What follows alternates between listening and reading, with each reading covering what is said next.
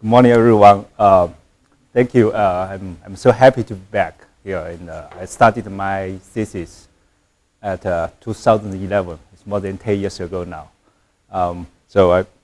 It's really my great honor and study with X-ray lasers, and now still working on the XUV sources. So today I'm going to make a brief review about my personal exploration on this source. So it's not really 10 years for the whole science community. It's just my own personal experience.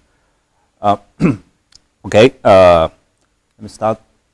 For the XUV sources, we know there's an advantage in the short wavelengths and also the short time duration, so we can explore the matters in extremely the scale in the nanometers and even sub-nanometers, and also go for the really femtoseconds and attoseconds dynamics. And in the microscopies and also the XUV sources for very interesting for the astrophysics as well. And very typical applications for the tabletop coherent XUV sources. There is the coherent diffraction imaging, that's very classic one. And also now more for the surface materials, this kind of properties diagnostics, especially for the advanced materials.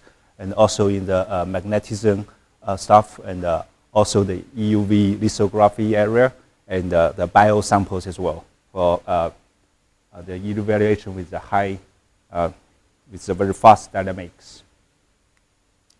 And the nowadays for these tabletop XUV sources we have available is the X-ray lasers. This started from 1960s, and normally it's ASC and also the gas discharged soft X-ray lasers. This is really without the laser, right? This is just from the capillary and the discharge. And this is invented in Colorado State University by Hokiroka. And the high harmonic generations from the gas and from the solid as well. So from the gas now this is really worldwide and really wide application in different regions, and also pushes the attoseconds as well. And the solid is more for the crystal harmonics. It's studied about 10 years ago. And this is also quite a hot topic recently for discovering the materials structures. And also another interesting source is the surface harmonics. We also call it SHG, so it's a bit confused with the solid HHG. This is on the plasmas, and Rodrigo has been working on this for very ages. And, and the advantage for this one is there's no limitation on the driving powers. So with the laser technology now going to the petawatts and even 100 petawatts, so this is a source with very typical applications in that kind of lasers. And also the conversion efficiency is much higher.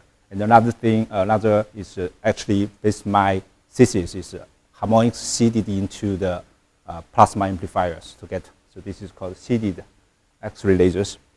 So I'm going to go a few of these sources that I have worked with. First of all, it's the gas harmonics. Basically, I didn't go through the really fundamental of the gas harmonics, and more for the applications. And now also I'm setting up a beamline in Shenzhen Technology University using the gas harmonics as well. So I will mention more about the applications, and I know everybody here is expert on the harmonics. And also we go for some experience on the surface harmonics, and also the X-ray lasers, and the lab standards now at Shenzhen. Okay, now I would like to bring you the old memory on the Salle Orange. And you cannot see this lab now, and this during my whole thesis, and we spend a lot of time is next to Salle Noire. So we did a lot of experiments on the XUV metrologies and mirror diagnostic stuff. So we have the typical wavefront measurements and the sensor calibrations over there. And also the XUV optics. And this one we studied during my thesis, and now it's really come to the Schwarzschild we are using in the Friedrich lasers. And in April and July, we will have beam time in flash to use the Schwarzschild, and for the EUV focusing, and also the conical diffractions of the X-ray gratings. And we studied a little bit at the beginning, and I believe that in my new lab we will carry on this, and to see if there's any we are going to make this XUV grating pairs for the stretcher and for the compressor. And later going through my slides, you will get to know why we need to do this. I know this progress is a bit slowly, but it's very difficult and it's very meaningful. And it's the way to make really mini-joule XUV sources on the laser along the tabletop. And we also studied a bit the coherent diffraction grating, and this experiment was done in Salon Honge. So we did together with Magda and the group. We find for many laser runs, the experiment runs. So this is with multicolor diffraction imaging. So we got the resolution very good with different colors. I'm not going to the details here. And also we used gas harmonics, did the experiment in Vulcan to probe the warm dense matter. And you can see here we have the multi beams from the left and the right side to hit the foils, and it's palladial, and they will generate the hard X-ray, and the hard X-ray they hit on the sample in the middle. It's tilted in the middle here, and the sample is aluminum, and this generate homogeneous warm dense matter. And the aim is to use the harmonic spin XUV to go through to probe the opacity of the warm dense matter. There are a lot of mechanisms on this opacity of the warm dense matter. It's not clear, so we did some progress on this. At the very beginning, we were sought to get the wavefront sensor to make a proper detection of this one. But unfortunately, when we put the multi-layer mirror, after several shots, the multi-layer mirror is totally dead. So we can't really use that one, and we need to really get more mirrors, and they have attenuations well to redo this kind of experiment.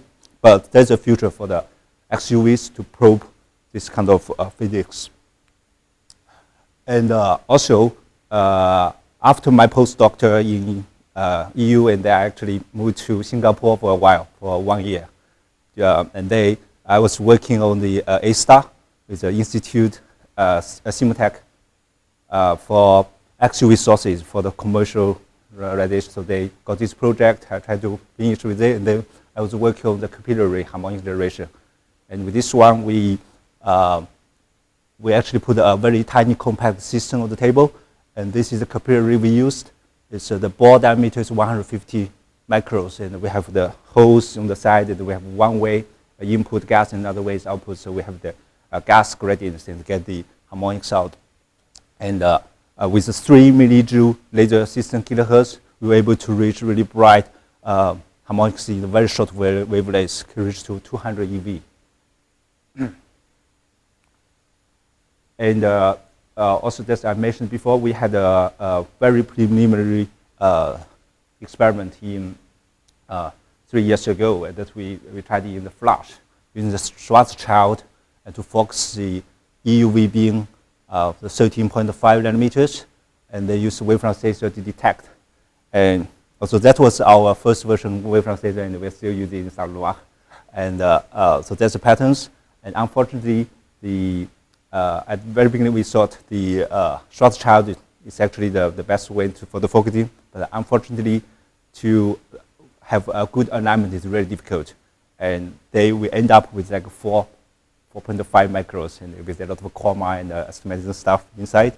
And we are going to redo this experiment in soon, like in April and July. We got the 2 beam times, so we will see what we can get from there after certain years understanding of these results.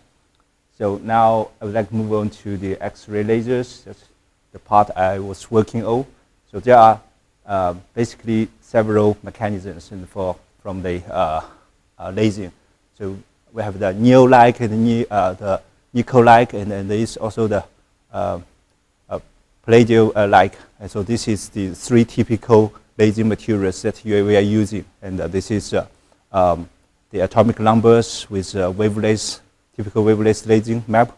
I just summarize, put it all together in this map. So we were working on more in the nickel-like, and for the laser-induced plasma software lasers, at the very beginning, people just with the X-ray lasers peel from the amplification of the plasmas. So at the end, we have this kind of several pulses. The duration you can see is with this simulation that are 2 pre-pulses in the normal angles to the target. And they use a pump laser. They are all in line, focusing on the target. So and then the pump laser with the short pulse goes through to make the population inversion. And but this kind of lasing is really weakly coherent and unpolarized, and the pulse duration is really due to the hydrodynamics. And improvement of this source is to seed harmonics inside, and again to make amplification is really like the amplification in the normal lasers. And this one can really have the fully coherent and polarized the pulse duration, and driven by the soft action laser, the spectral width. So with this one, we have some results. And at the very beginning, we started from the very old experiment, 1995 in Rutherford Appleton Laboratory, and then get this kind of results at that time. And unfortunately, so much amplified signal has been got. So we looked into the details and physics with Philippe and also Eduardo, and we were using the Maxwell block equations in this model to look into the details. And for first beginning the simulation, we got very similar results as here. So once we seed, and then we can see the gain is totally dropped.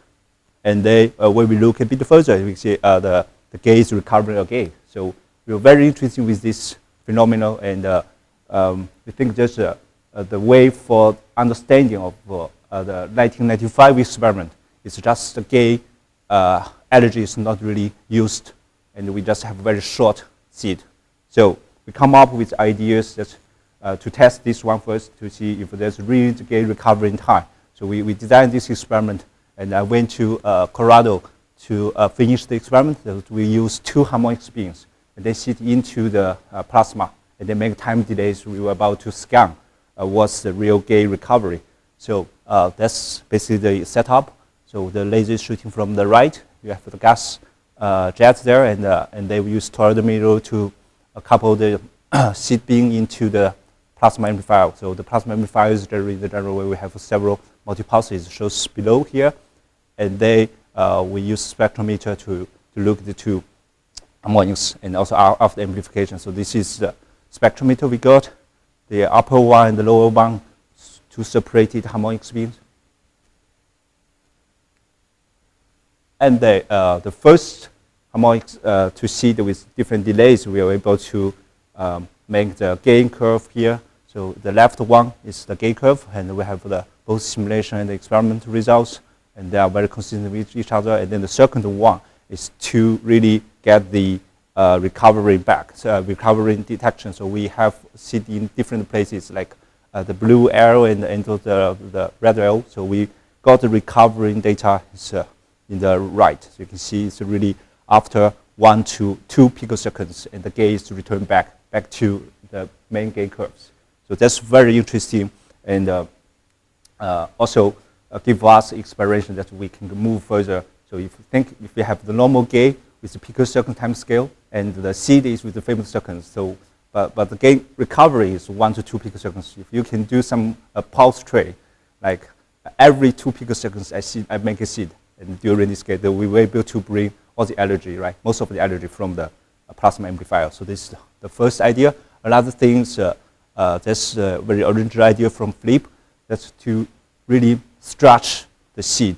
So to put in there, and we will be able to get more energy from there. And there's some simulations that we did, and it works well. So this come up with the X-ray CPA ideas. So this is the normal CPA. I think everybody is very familiar with this kind of scheme. So we have the seed here, and to get the first seed with harmonics, to get rid of the ASC noise, we have a pre-amplifier design, and then we go through a grating stretcher to make it broader, and they sit into the plasma amplifier. And afterwards, we use a pair of the gratings to compress it back.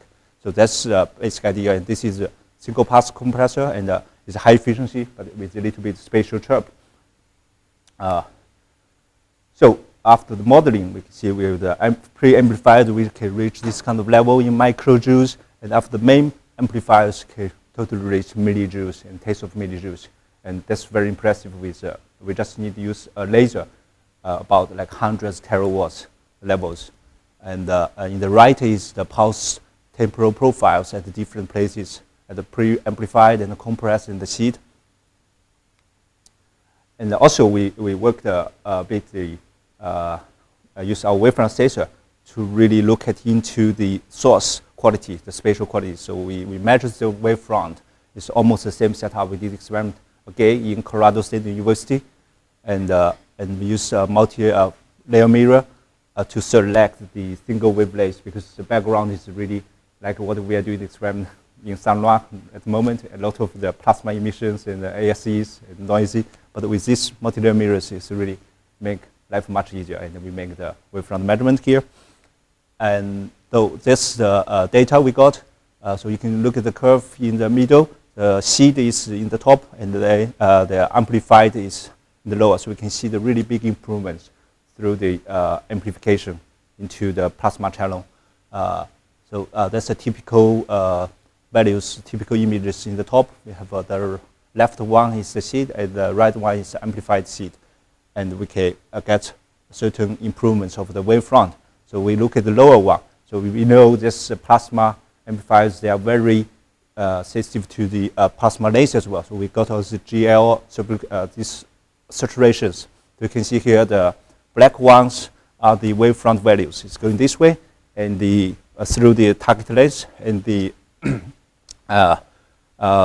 allergy, amplifier allergy is going this way, saturated here. So we reach a point that the wavefront is improved a lot, and then the allergy is also illustrated. So this means it's really good for the source application, source development. So we have a high allergy, we have a better wavefront, right?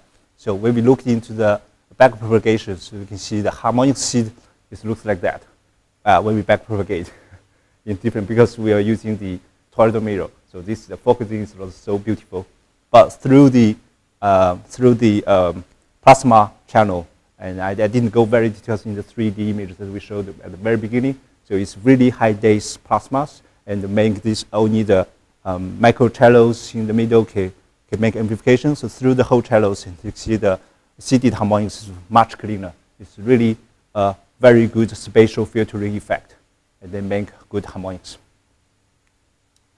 Okay, and from this X-ray lasers, we have the population inversion region, and we measure this recovering time about 1.5 to 1.75 picoseconds. And we propose this idea with using only 1 microjoule 80 frames per second. This is very achievable with the millijoule nowadays, the laser. And they we put into the soft X-ray CPA system would be able to reach 7 millijoule 200 frames per second later.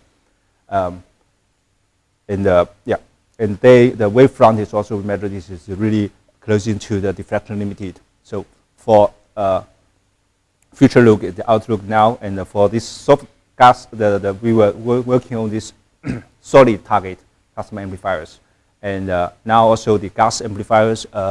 Flex Stefan's group is still working on this and making a lot of progress.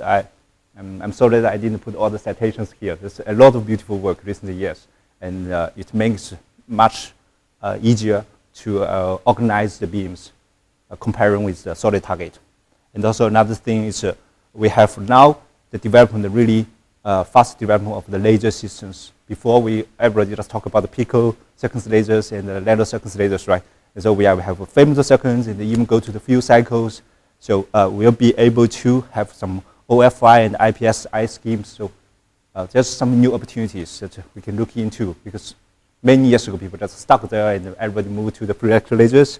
And with the laser technology, we will be able to have that. Another thing is compact seeded FEL. So they come up with a lot of ideas, and like recently achieved in Shanghai, they get very beautiful work, right? To seed into that latest with the lectures, and get very good harmonics, very good X-ray lasers. Okay, now I move on to the surface harmonics. The surface harmonics is basically the fundamental drawing here. You can see the intake spin come over here, and we have attosecond pulse tray reflected. There are basically two in this scheme, there are basically two schemes. One is the CWE, another is ROM. So with different intensity regions, and one is under relativistic, another is relativistic. So I don't go to the details about this one. I think many of you are very familiar with these two schemes. And for this source development, I would like to draw these basic equations that we have this intensity development, right? And we have this I, and it's equal to E divided by S tau. So we are working all these three things. And also one more is with the flux. If we want to really get the flux, that's what Rigo is doing now. We make the high repetition rate. So we can really boost the source. With energy, I did experiment when I was in Jena and Queens together with Mark Young, and we designed a system to make the double color harmonic generations. And so we were fight a lot with we were using a Yeti 40 terawatts laser systems at the beginning to do the experiment. So this is the laser coming, and then we use a KDP and a calcite to make the double frequency and also the time matching. And they also have a special wave plate. And finally, we focus the whole beams in the same region and in the same time on the target and have these magnifications. And the reason why the drawing is like this, because we had some problem with the calcite. The maximum calcite we can get is 25 millimeters. And we got 4 at the beginning because the beam size is about 60 millimeters. So we think we have 4, and then we can make a very good full beam, right? And but the calcite we got with a bit of wedge. So at the end we have 4 focal points, and we can't really put them together. And only at the last several days we think we just chop the beam, and we want to make this this principle proof experiment. So after fighting a lot, and we got this really effect of the double frequency. And Stefan also mentioned to me at the same time they were doing the experiment in CEA. So that means we really got a shortcut. We thought to be, otherwise we would delay the experiment, and you will got it done first. Yeah. And so you can see here through these harmonic orders here and with different phases, you can see the enhancement with the phase tuning with these two matching. And we did a simulation with the PIC code, and they look into the details. So the upper one is the phase. The upper one, look, this is the phase really matched, and the lower one is the phase with some offset by pi. So we can see the enhancement is actually, when you look at the very right images, is the velocity of the electrodes really boosts. So that makes a big difference especially for the ROM signals. Okay, and we are also carrying out some experiment and still with the surface harmonics with energy. Now we're planning to do experiment in petawatts laser systems in China. I already got like 20 shots beam time. So hopefully, but the experiment will be very tight, and the target chamber of the stuff is not really suitable for this. We're trying to bring a double plasma mirror for this source, and just before the target. So we're already going to the design I'm not showing here. And then also I will bring the ellipsoid mirror to make a really long distance imaging system for the spectrometers. So we'll be able to see if we can get something. So when I go back to China in May, we are going to do the experiment. And then for the source side, the focus spots, and we have to go into the wavefront. So that's for the focus spot size quality and also for the energy concentrations. And so we developed this wavefront sensor at Salakohail with Philippe a few years ago, and that's the use harmonics beamline. It's very standard ones, and we got wavefront sensor can work from 5 nanometers to 50 nanometers, can reach a lambda with 40 accuracy. And then we are also working on the 3D simulations for the surface harmonics wavefront, and this is some model that we got for the Hartmann plate, Hartmann wavefront sensor, and this is some preliminary results that we got in the lower orders, because the high order really costly for the computing calculations. And we observed that we have a little bit schematics in the driving lasers, and it's really amplified in the XUVs. So that's we are looking into for the experiment. So that's experiment that downstairs in Saint-Noir and we just got very two setups, and now we are still working on the upper schemes. We have the broadband measurements, and the lower one is monochromatic measurements, and that's very typical, the very fresh data that we got just from 2 days ago.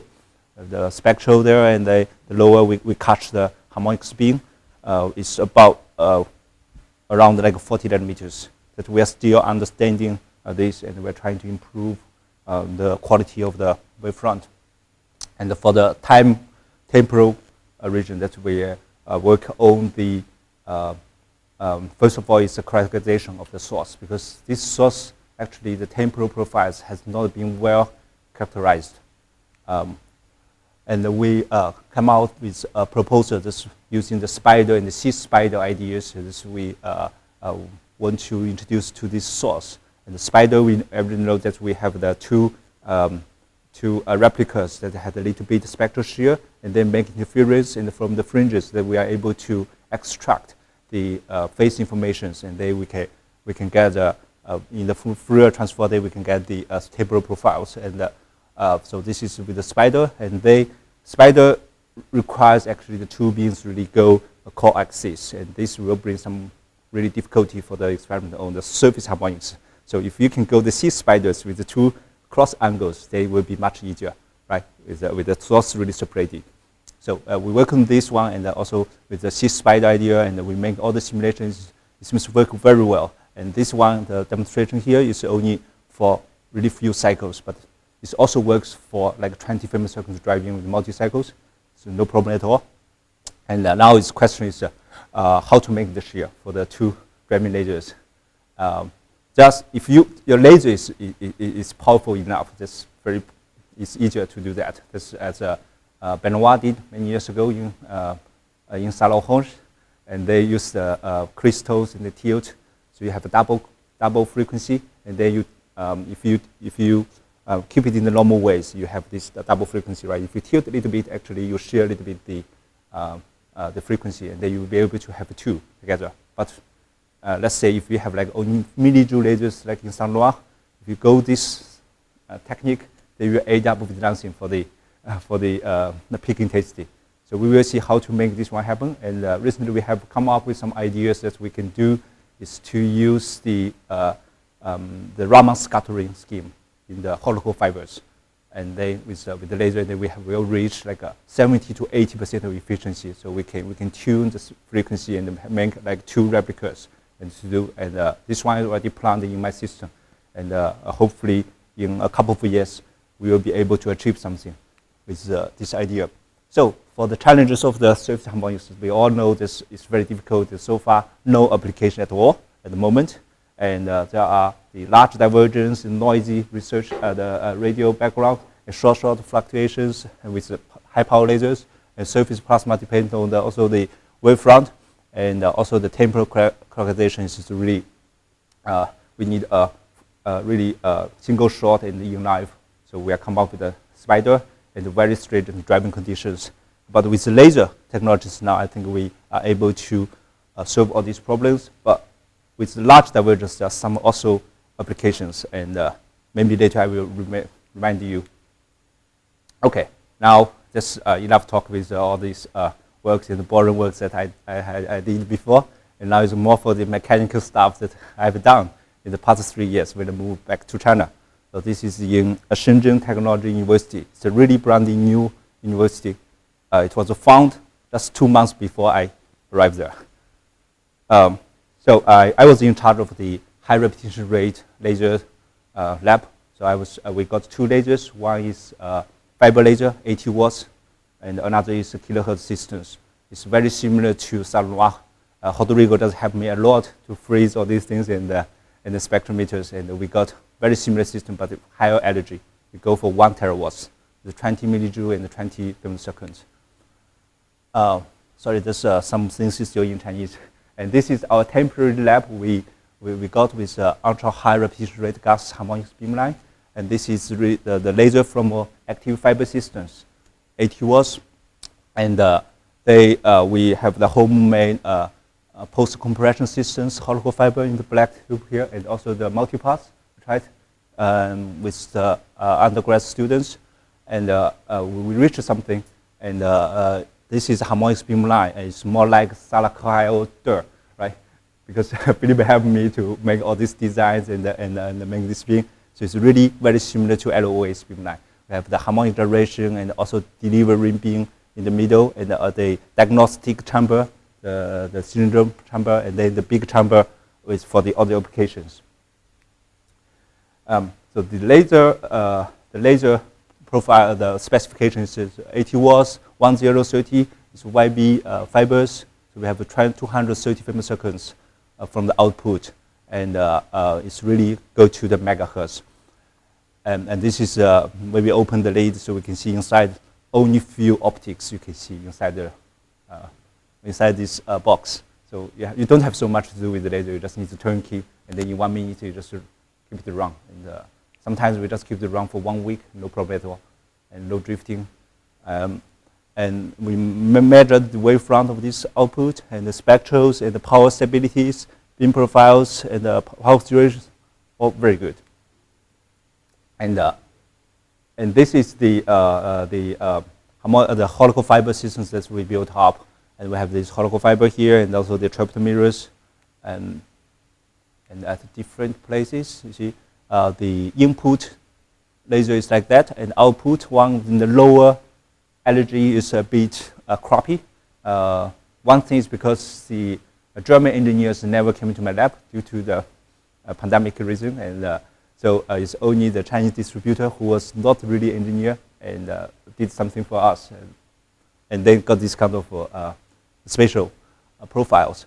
But it's okay. That's because we are using the helical fiber. That's the helical fiber we're using, and after helical fiber, it's beautiful. It's really ideal Gaussian distribution, and we can see also the wavefront improved a lot by, from the before and after the helical fiber. So helical fiber systems is really highly recommended for in terms of spatial qualities and the running stabilities as well. So we reach 60 to 70% of the efficiency, and that's the rough simulation we got. This is the experimental results we got. They matches very well. So we can bring the pulse from 230 femtoseconds under 30 femtoseconds with 60 to 70% of efficiency. And also we have tried the multi-pass cells, with gas cells, and this is the drawing inside. We have like 0.5 meter and by 240 millimeters. This kind of bright box, and only 2 meters inside, and there are about 56 passes. It's over 20 meters inside, and that's the output. We can reach 34 femtoseconds with 230 femtoseconds input, and the efficiency is more than 90%. Okay, and in the beamline also we have XUV imaging and the focusing system. This is ellipsoidal mirror that we got from Zelta, and we are working on this. And this is something in the beamline, and we know this the ellipsoidal mirrors has an advantage comparing with toroidal mirrors or any other like spherical toroidal mirrors. So they can really bring the focus to this one. But the point is, alignment is really painful. So we need to be very careful. So that's why we come up with the high NA wavefront sensor. We are aiming to have well control of the focusing. So this is the wavefront sensor. We got a new one now in the with CMOS from the new company, the Axis Optic from Canada, and we have also an OPA system for these fiber lasers. Also, we got a TOF. So it's something still in Chinese. TOF electrospectrometers we got from Germany. And it's able to detect even single electrodes. We want to use this one for the surface materials, and also for the attosecond pulse calculation. This is our spectrometer, and we have also photodiode, and this is the beamline that's in the drawings. And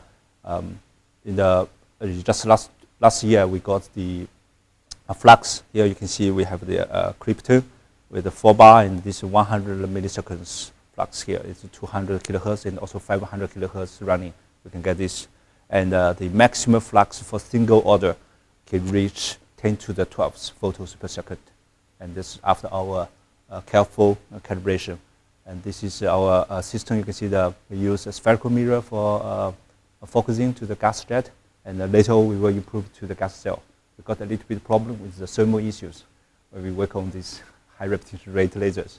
And there we use a ellipsoid mirror for imaging 1.5 meter to 1.5 meter to our diagnostic system. Okay, and this is some positions. The footprint is elliptical, where we look at into. It's about like a 2 milli radius by 5 to 10 milli radius. So that's. And in the next step, we are going to improve the system because we have the hollow fiber, we have the multipass. We're going to cascade the two systems and make it down to less than 50 seconds. To see, and also coupled with the capillary technology, the gas cell. So we are going to push it to really short wavelengths. And the first, maybe it's around the EUV that we can do some experiment and applications. Okay, so this is now for this high repetition rate laser, and another is a kilohertz XUV beamline. So we got XUV laser, the kilohertz laser system from Amplitude. And this is the two major outputs of the laser. We have the 1 kilohertz and the 50 hertz. So the 1 kilohertz pass, we have 20 millijoule and 20 femtoseconds, and CP stabilized, and it's high contrast. So and also the 50 hertz output.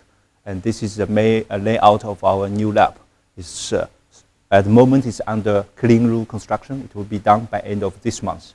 So this is the laser room got, and this is the optical boundaries. And for the XUV beamlines, the gas harmonics here, and also the hollow fiber systems. And this is the target chamber. We already got all this mechanical stuff in the lab. And we have a big solid chamber. It's about 1.6 meters diameter with 6 doors. So it's very flexible. We can change anytime if we've got new ideas. And I'm also working on this to try to improve the system. Already got the funding, and we are in collaboration with Rodrigo. We're going to bring it to the field cycle. And this is the layout of the schematic of the laser system. We are using an OPCPA front 8 from Fastlight, and they through the stretcher, and they go to the multi-pass amplifier, the TiSAFA systems. So we have also cryo amplification, and to the first kilohertz output, and also go for the further amplification to the 50 hertz output. And that's the OPCPA front 8 specifications in the FAT. The left is specified value, the right one is the real measured. So we have the specs here, you can see. And also the more stuff, since we have different positions. Okay, I write a bit faster if you need any details that we can discuss later on. And for the kilohertz output and the 50 hertz output, we can see here we will almost reach all the specifications. Just one problem is with the single shot CEP, and at the moment the front 8 is shipped back to France, and we're going to improve it. They almost found out the reason, and it's from the pump laser. So we expect that we will get this one, because the system is not really making the acceptance test on site yet. So we are still working on that, and hopefully within this year we are able to get all the specifications in our lab. Okay, and that's the spectrals and the stabilities, and also the spatial qualities. So, and this is the contrast of the kilohertz systems. And this is with kilohertz output. They replied to me this kind of two peaks here is the pulse, but I need to look it very carefully, because you know there are a lot of tricks over there, and we need to see if during the measurement when we move something, if this one can move or not, right? So this one is we always need to fight with the contrast, right? The good point is we have the contract to really talk with it, and this is the 50 hertz temporal contrast at the FAT, and that's the system. How does the system look like? in the FAT. And right now it's clean room, and hopefully we'll get clean room ready in April, and the laser installation will start it from June, and hopefully we will get it done by this year. And a few cycles we are under discussions, and we expect to really work on that in summer next year. So, and some perspectives. We are aiming to working on the XUV focusing, use different approaches, like this kind of crystal stuff, and also we use our wavefront sensor and ablation stuff.